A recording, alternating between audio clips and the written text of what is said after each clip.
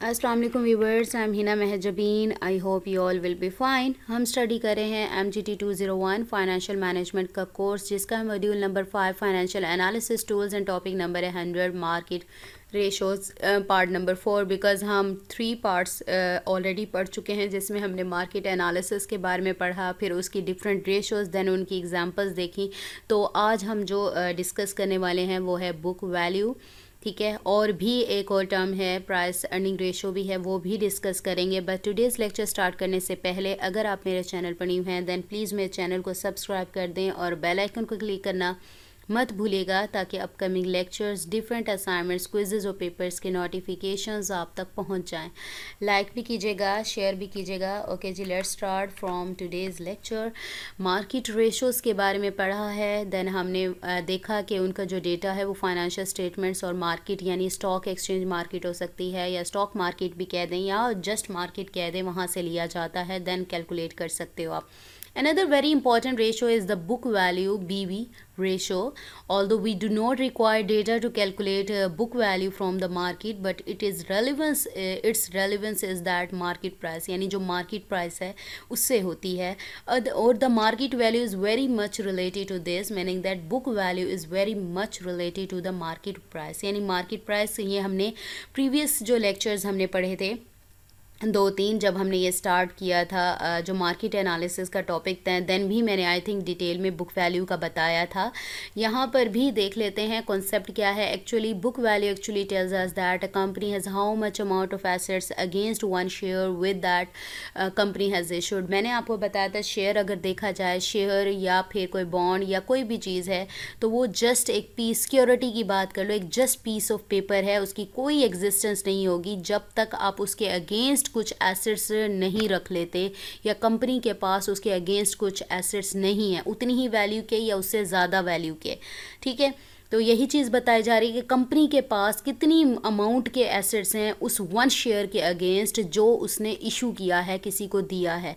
जैसे नोट्स की, रुपीज़ की बात करूँ, मनी की बात कर लूँ, पैसा भी उसकी कोई इम्पोर्टेंस नहीं है जब तक उसके अगेंस्ट कोई एसेट्स वगैरह या कोई चीज़ ना रखी हुई हो कंपनी के पास या फिर गवर्नमेंट के पास, जो भी है, ठीक है। दीज एसेट्स में not be in the form of cash, ज़रूरी नहीं है कि ये कैश की सूरत में हो। Rather actually these assets are never in the form of cash, but the value of assets is reflected in the book value. लेकिन उनकी वैल्यू जो है, उनके पैसे, सपोज करो 1000 रुपये आपने प्रिंट किया नोट, उसी की 1000 रुपये की ही अमाउंट का जो कंपनी या गवर्नमेंट के पास इतने एसेट होने चाहिए। ज़रूरी नहीं है वो कैश है, लेकिन उसको एज कैश यानी आप जो प्राइस उसकी वैल्यू है वो 1000 ही लिखोगे, ठीक है। For example, if the book value is 50 rupees, this simply means that the company has got asset worth of 50 against each share issue, यानी हर शेयर के अगेंस्ट, हर शेयर की जगह पर उन्होंने 50 रुपीज़ का एसेट रखा है।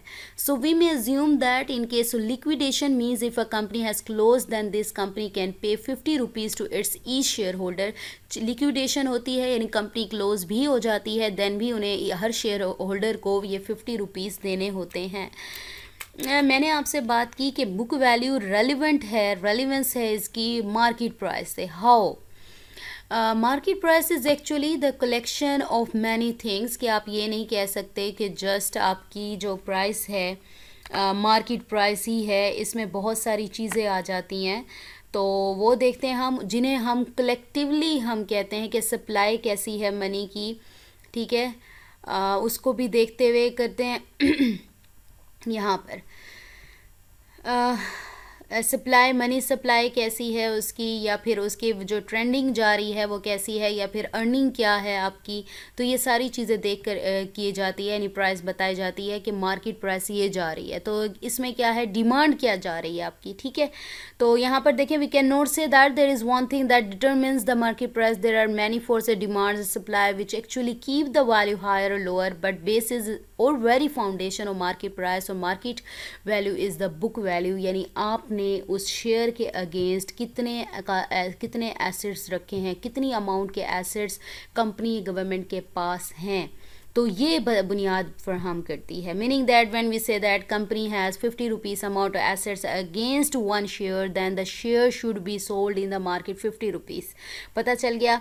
यानी मार्केट वैल्यू उसकी 50 रुपीज़ होगी, क्योंकि जो कंपनी है उसके पास अब जितनी ज़्यादा ये अमाउंट एसेट्स की अमाउंट्स ज़्यादा होंगी उतनी ही उसकी मार्केट प्राइस ज़्यादा होगी। लेकिन अगर हमारे पास कम अमाउंट के एसेट्स पड़े हैं उस शेयर के अगेंस्ट, तो उसकी मार्केट प्राइस भी उतनी ही कम होगी। शेयर होल्डर्स इक्विटी यानी उनकी जो इन्वेस्टमेंट के पैसे हैं, जो कैपिटल वगैरह इन्वेस्ट करते हैं, जो रिजर्व वगैरह हैं, जो बिजनेस में लगे हैं, इन्वेस्ट किए हैं, उसे शेयर होल्डर्स इक्विटी भी कहते हैं। To calculate book value we need to know what is the share holders equity, यानी कितना इन्वेस्ट कर रहा है, कितना कैपिटल है, कितना रिटर्न्ड अर्निंग यानी बिजनेस ने अपने पास रखी हुई है। Share holders equity is a collection of such share capital और रिटेन्ड अर्निंग और reserves which is collectively called share holders equity. Next हमें पता होना चाहिए आउटस्टैंडिंग शेयर्स। मैंने प्रीवियस लेक्चर में भी बताया कि वो शेयर्स हैं जो कि इशू करती है कंपनी और वो जनरल पब्लिक के पास होते हैं। ट्रेजरी स्टॉक मैंने बताया वो शेयर्स जो कि कंपनी परचेज़ करती है, अपने ही शेयर्स मार्केट से परचेज़ करती है और अपने पास रखती है, उसे हम कहते हैं ट्रेजरी स्टॉक। नेक्स्ट हमने देखनी है बुक वैल्यू की कैलकुलेशन। फार्मूला हमारे पास होता है, क्योंकि मैंने ये टर्म्स क्यों बताई ऊपर, इसलिए बताया बिकॉज ये फार्मूले में यूज़ होंगी। Share holders equity divided by number of outstanding shares. तो हमारे पास कंपनी ए एग्जांपल में कंपनी ए की जो इक्विटी है शेयर होल्डर्स की वो 100,000 है और कंपनी बी की इक्विटी जो मेरे पास है वो है 200,000 रुपीज़। अब नंबर ऑफ शेयर्स या नंबर ऑफ आउटस्टैंडिंग शेयर्स की बात करूं, कंपनी ए के 5,000 है और कंपनी बी के 8,000 है। According to the formula BV यानी book value of company A is equal to share holders equity divided by number of share outstanding shares यानी 100,000 divided by 5,000। Answer will be equal to 20 rupees. And जब company B का find करते हैं then answer मेरे पास आता है 25 rupees. If the share is selling in the market, अगर जैसे हमने इंट्रिंसिक वैल्यू किया था ना, तो हम ये डिसीजन ले सकते थे कि ये शेयर हमें कि सस्ता सेल हो रहा है या मिल रहा है या फिर महंगा मिल रहा है, तो हम इंट्रिंसिक वैल्यू को मार्केट वैल्यू से कंपेयर करते थे। सेम इसी वे में share is selling in the market at price much higher than its book value, then we can say that the share is overpriced। क्योंकि मैंने कहा कि जो बुक वैल्यू क्या है, शेयर कंपनी के पास उस शेयर के अगेंस्ट उतनी ही अमाउंट के जो एसेट्स होने चाहिए, ज़्यादा हों उतने हो, लेकिन बुक वैल्यू जो सेल हो रहे हैं सेलिंग इन द मार्केट वो हाई है उसकी बुक वैल्यू से, जो राइट की गई है बताई गई है उससे ज़्यादा है, तो हम उसे कहेंगे वो शेयर ओवर प्राइस्ड है यानी ज़्यादा हो गई। It is selling at more than it's real price और वैल्यू, यानी ज़्यादा प्राइस पर बिक रहा है यानी महंगा हो गया, ठीक है। And similarly if the stock और share is selling at price much less than its book value then we can say that is underpriced. We can decide that we have to purchase it और sell it, यानी हम फिर decide करते हैं कि महंगा बिक रहा है या फिर सस्ता बिक रहा है। तो इस वे में हम डिसाइड कर सकते हैं कि हमें परचेज करना चाहिए शेयर या सेल कर देना चाहिए। In some cases the book value may not represent the true value of the share, true value नहीं बताती, meaning that the assets we have if they are undervalued then our book value will also be less. Next ratio is, पहले तो हम ये पढ़े थे ratio पढ़े थे बुक वैल्यू की, देन हम देखने वाले हैं price earnings ratio. In this calculation it is nothing but a ratio of the existing current market price and the earning per share of the company, यानी वो अपना प्रॉफिट कितना अर्न करी है कंपनी और current price existing market price क्या चल रही है। व्हाट डज इट शो, ये क्या बताती है हमें? This ratio actually shows that investors are ready to pay how much price against earnings per share, meaning that if share holders और investors are ready to pay more price against given earning per share then it means that there is less element of risk and they want to purchase is it even by giving more price. यहाँ पर it आना है तो इसका मतलब ये हुआ, क्योंकि अर्निंग की बात करूँ कि प्रॉफिट अगर देखें, अगर कोई भी कंपनी ज़्यादा प्रॉफिट अर्न करती है तो कोई भी इंसान उसमें प्रॉफिटेबल कंपनी में अर्न करना पसंद करेगा। तो यहाँ पर भी यही है कि कंपनी कितना पे करेगी एक जो अर्निंग पर शेयर है उसके अगेंस्ट। तो अगर इन्वेस्टर्स ज़्यादा यानी प्राइस पर पे करने के लिए रेडी हैं कि अर्निंग पर शेयर जो हो रही है यानी एक शेयर की जो अर्निंग हो रही है उस पर ज़्यादा प्राइस पर इन्वेस्ट करने के लिए तैयार हैं, तो मतलब ये हुआ कि आपकी जो ऑर्गेनाइजेशन है, बिजनेस है, वो अच्छा काम कर रहा है, उसके जो रिस्क है वो कम है, यानी वो प्रॉफिट में ही है, अपना प्रॉफिट देख कर ही कर रहे हैं, चाहे उन्हें ज़्यादा प्राइस पर भी, यानी हम ये करते हैं ना, हमें जो चीज़ पसंद आ जाती है चाहे वो ज़्यादा प्राइस पर भी मिले हम तब भी उसको परचेज़ कर लेते हैं। सेम इसी वे में कि वो प्रॉफिटेबल उन्हें चीज़ लग रही है तो वो उसमें इन्वेस्ट करके, चाहे उन्हें ज़्यादा पैसे भी प्राइस देनी पड़ी मार्केट से, तो वो इसको देकर उसे परचेज़ कर लेंगे, क्योंकि फ्यूचर में ये जो कंपनी या बिजनेस या शेयर उनके लिए प्रॉफिटेबल हो सकता है। Why does it change?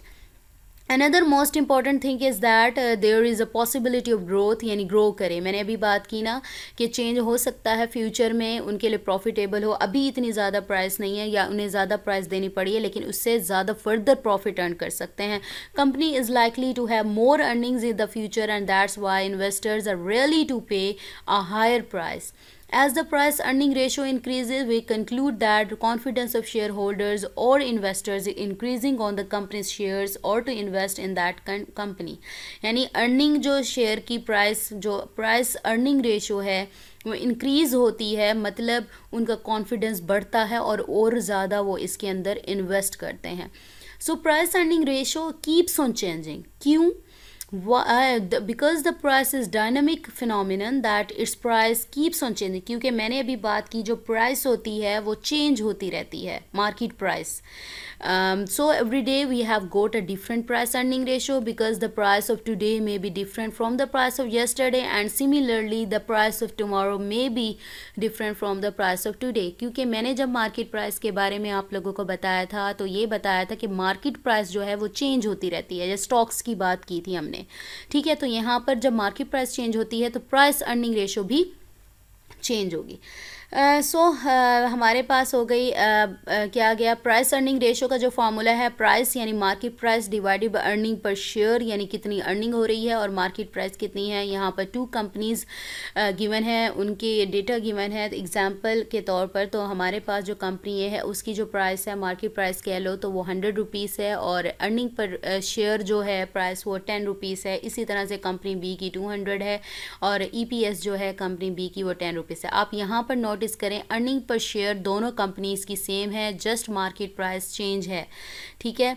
तो हमें पता है जैसे मार्केट प्राइस चेंज होती है तो वो जो शेयर रेशोज़ हैं उनकी वैल्यू भी चेंज होती है।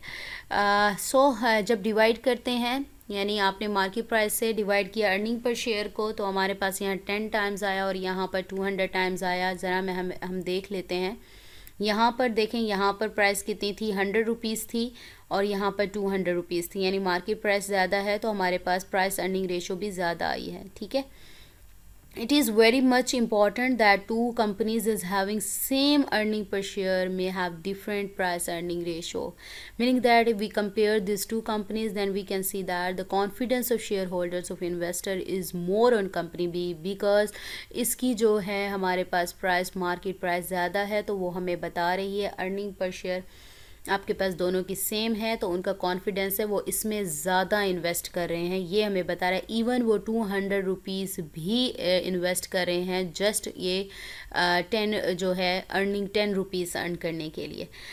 इधर बिकॉज दे थिंक दैट क्यों इन्वेस्ट करना चाह रहे हैं, this earning is very stable है या फिर वो वेरी लिटिल रिस्क इन्वॉल्व है इसमें, और may be because they see that there is a lot of potential and growth in this company's earning and they would likely to earn more from this. यानी earn करते हुए वही बात जो मैंने आपसे कही थी कि बेशक उनको ज़्यादा पैसे पे करने पड़े हैं, लेकिन उनको अगर दिख रहा है कि ये स्टेबल है या फर्दर फ्यूचर में ये पोटेंशियल रखती है कंपनी या बिज़नेस अर्निंग करने की, ज़्यादा अर्निंग करने की, जो वो पे कर रहे हैं उससे ज़्यादा, तो वो उसके अंदर इवन इन्वेस्ट कर देंगे चाहे उन्हें ज़्यादा पैसे भी पे करने पड़े हैं। As the price earning ratio fluctuates, अभी बताया यानी मार्केट प्राइस चेंज होती है and if it decreases then we conclude that the element of risk is decreasing, यानी जब ये कम होती है तो इसे कहते हैं जो रिस्क है वो कम हो रहा है इन्वेस्टर्स के व्यू में, और जब ये रेशो बढ़ती है तो हम कहते हैं कि कॉन्फिडेंस जो है इन्वेस्टर्स का वो बढ़ता जा रहा है, यानी वो इसमें और ज़्यादा इन्वेस्ट करेंगे, उन्हें और ज़्यादा प्रॉफिटेबल लग रही है ये ratio. So we have completed over today's lecture. मुझे अपनी दुआ में याद रखिएगा, अपना ख्याल रखिएगा. Take care. अल्लाह हाफिज़.